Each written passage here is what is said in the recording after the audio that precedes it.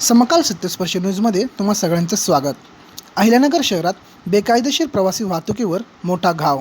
अहिल्यानगर शहर वाहतूक शाखा आणि संबंधित विभागाच्या संयुक्त कारवाईत परवाना नसताना खासगी चारचाकी वाहनांमधून प्रवासी वाहतूक करणाऱ्यांवर कठोर कारवाई करण्यात आली आहे.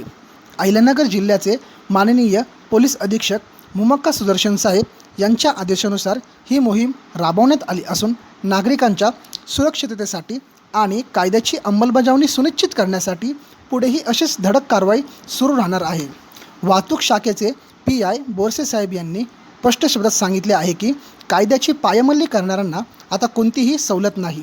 बेकायदेशीर प्रवासी वाहतूक करणाऱ्यांवर सातत्याने कारवाई केली जाईल.